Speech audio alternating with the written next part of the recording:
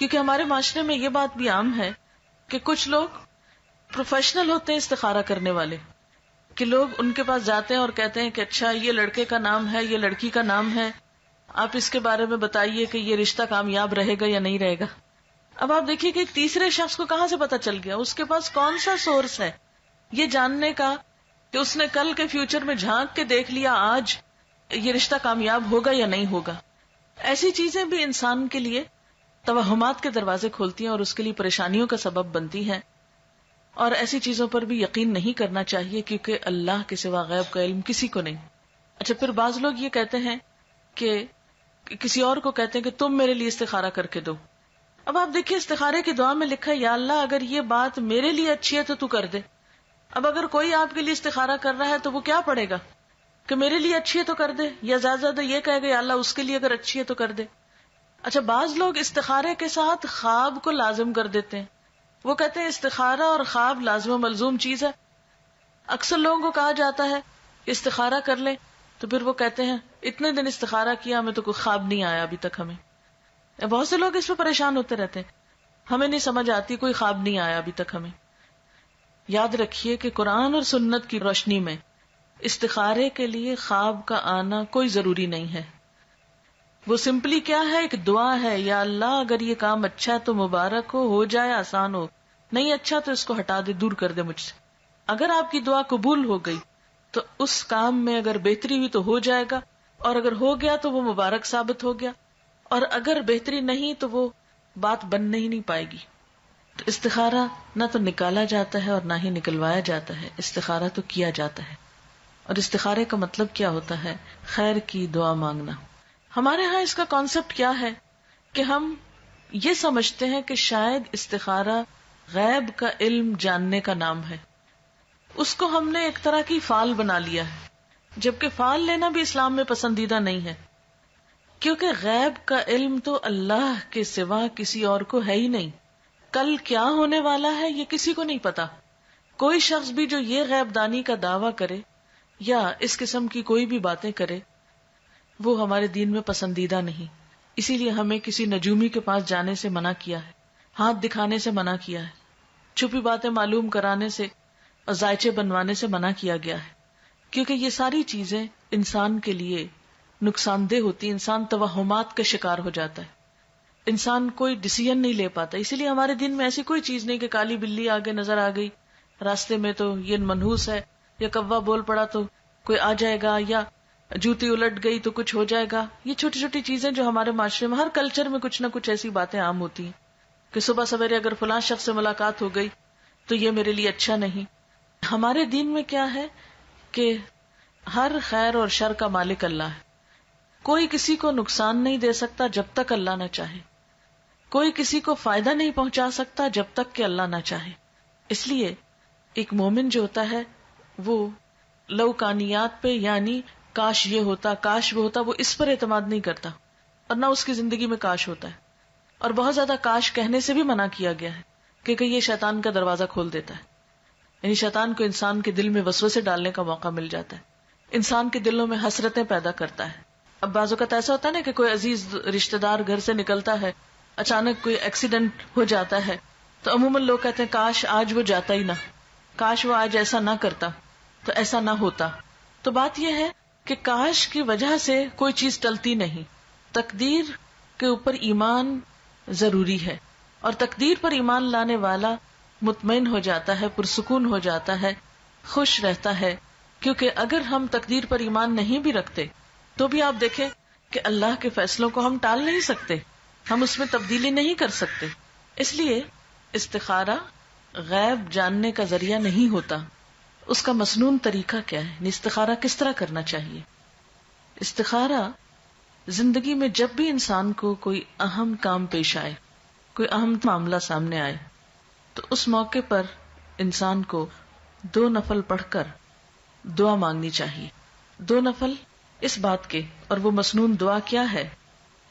وہ مسنون دعا ہے اللہم انی استخیرک بعلمک واستقدرک بقدرتک واسألک من فضلک العظیم فانک تقدر ولا اقدر وتعلم ولا اعلم وأنت علام الغیوب اللہم ان کنت تعلم ان هذا الامر خیر لی فی دینی ومعیشتی وعاقبت امری فاقدرہ لی ویسرہ لی ثم بارک لی فیہ وان کنت تعلم ان هذا الامر شر لی فی دینی ومعیشتی وعاقبت امری فاصرفہ عنی واصرفنی عنہ وقدر لی الخیر حیث کان ثم اردنی بہ. یہ ہے مسنون دعا.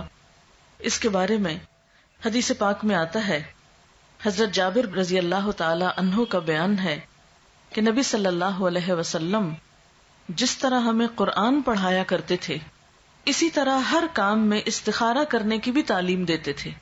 فرماتے جب تم میں سے کوئی کسی اہم معاملے میں فکر مند ہو تو 2 رکعت نفل پڑھے اور پھر یہ دعا پڑھے. یعنی آپ صلی اللہ علیہ وسلم جیسے قرآن پاک کی کوئی سورت سکھاتے تھے ایسے ہی یہ دعا سکھاتے تھے اپنے صحابہ کو. اور ساتھ ہی کیا تعلیم دیتے کہ جب بھی کوئی اہم کام ہو، اہم معاملہ ہو تو کیا کرو؟ نفل پڑھ کر یہ دعا پڑھو. اہم کاموں میں خود مثلا جس کی شادی ہے، شادی ایک اہم فیصلہ ہے نا زندگی کا، جس کی شادی ہے وہ خود بھی پڑھے یہ نفل اور ماں باپ بھی پڑھے، ماں یا باپ دونوں میں سے کوئی ایک پڑھ لے. اس کا ترجمہ کیا ہے اور یہ کیوں پڑھا جائے؟ نبی صلی اللہ علیہ وسلم نے فرمایا استخارہ کرنے والا کبھی نامراد نہیں ہوتا، استخارہ کرنے والا کبھی نامراد نہیں ہوتا، مشورہ کرنے والا کبھی نادم نہیں ہوتا، اور کفایت شعاری سے کام لینے والا کبھی کسی کا محتاج نہیں ہوتا. یعنی جو شخص مشورہ کرتا ہے اس کو پھر شرمندگی نہیں ہوتی، اور جو شخص بچت سے کام لیتا ہے پھر وہ کسی کا محتاج نہیں ہوتا، کیونکہ وہ اپنی ضرورت کے وقت کے لیے پہلے سے ہی تیاری کر کے رکھتا ہے. اور اللہ تعالیٰ سے استخارہ کرنا یعنی ایک طرح سے مشورہ کرنا بھی ہے اور خیر کی دعا مانگنا بھی ہے. یہ انسان کے لیے ایک سعادت کی بات ہے کہ وہ کسی اہم معاملے میں اپنے رب سے مشورہ کر رہا ہے اور پھر اس کے فیصلے پر راضی ہے. اور آپ جانتے ہیں کہ تقدیر پر راضی ہونا جو ہے، تقدیر پر راضی ہونا یہ ایمان کا حصہ ہے. جب ہم استخارہ کرتے ہیں اور اس کی دعا پڑھتے ہیں تو اس کا مطلب کیا ہے؟ دعا کا ترجمے سے ہی آپ کو پتہ چل جائے گا. ترجمہ ہے خدایا میں تجھ سے تیرے علم کے واسطے سے خیر کا طلبگار ہوں، تیری قدرت کے ذریعے تجھ سے تیرے عظیم فضل کا سوال کرتا ہوں، اس لیے کہ تو قدرت والا ہے اور مجھے ذرا قدرت نہیں، تو علم والا ہے مجھے علم نہیں، تو غیب کی ساری باتوں کو خوب جانتا ہے. خدایا اگر تیرے علم میں یہ کام میرے لیے بہتر ہے میری دین اور دنیا کے لحاظ سے اور انجام کے لحاظ سے تو میرے لیے اسے مقدر کر دے. یعنی جب کسی بھی کام کے لیے ہم استخارہ کریں تو اس کو ذہن میں رکھنا چاہیے کہ اگر یہ چیز میرے دنیا اور آخرت کے لحاظ سے اچھا ہے تو اس کو میرے لیے مقدر کر دے، یعنی میری قسمت میں کر دے، میرے لیے اس کو آسان کر دے، میرے لیے اس کو مبارک بنا دے. اور اگر تیرے علم میں یہ کام میرے لیے برا ہے میرے دین اور دنیا کے لحاظ سے اور انجام کے لحاظ سے تو اس کام کو مجھ سے دور رکھ اور مجھے اس سے بچا کے رکھ اور میرے لیے خیر اور بھلائی مقدر کر دے جہاں کہیں بھی ہو، پھر مجھے اس پہ راضی بھی کر دے. کتنی خوبصورت دعا ہے. یہ ہے دراصل استخارہ کہ اللہ اگر تو یہ چیز میرے حق میں اچھی ہے تو اس کو آسان کر کے مبارک کر دے، اور اگر اچھی نہیں تو اسے ہٹا دے مجھ سے اور مجھے اس سے ہٹا دے. اب آپ سوچئے کہ اس استخارے کی دعا کا نتیجہ کیا ہونا چاہیے؟ یہی نا کہ یا تو کام ہو جائے یا پھر نہ ہو. اگر ہو جائے تو پہلے سے ہی ہم نے دعا مانگ لی کہ اللہ اب یہ ہمارے لیے بہت اچھا ثابت ہو، اور اگر نہیں ہوتا تو بھی ہمیں اس پہ راضی ہو جانا چاہیے، تسلی ہونی چاہیے کہ اللہ کو منظور نہیں اور اس میں ضرور ہمارے لیے کوئی بہتری ہے کہ اس کام کے ہونے کا سبب نہیں بنا. اور اس طرح انسان جو بھی فیصلہ کرتا ہے اس پر نادم نہیں ہوتا، پشیمان نہیں ہوتا، بعد میں پچھتاتا نہیں. اگر کام کرنے کے بعد انسان سمجھتا ہے کہ بہت اچھا رہا، سب ٹھیک ہو گیا اور اچھا رہا، تو بھی کیا سمجھتا ہے کہ یہ میرے رب نے مجھے عطا کیا ہے، اس کو کوئی تکبر نہیں آتا اس پر. اور اگر کام ہو جاتا ہے اور بعد میں دیکھتا ہے کہ اس کا نتیجہ اچھا نہیں نکلا تو بھی اس میں ندامت نہیں ہوتی کہ میں نے تو اللہ سے دعا کی تھی، اگر پھر بھی ٹھیک نہیں ہوا تو اس میں بھی ضرور میرے لیے کوئی سبق ہوگا. کیونکہ قرآن پاک میں یہ بھی آتا ہے نا، عسیٰ ان تحبوا شیئا وَهُوَ شَرٌّ لَكُمْ وَعَسَىٰ أَن تَكْرَهُوا شَيْئًا وَهُوَ خَيْرٌ لَكُمْ.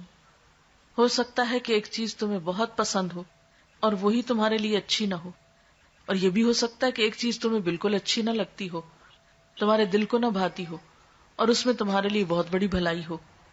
اس لیے آپ صلی اللہ علیہ وسلم نے کیا فرمایا کہ استخارہ کرنے والا کبھی نامراد نہیں ہوتا.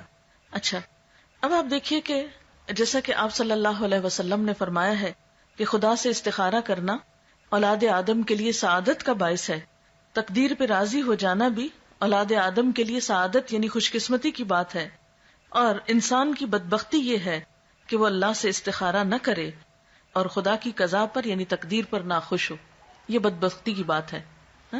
اچھا، یہ ہے استخارے کی روح اور یہ ہے اس کی جسٹ.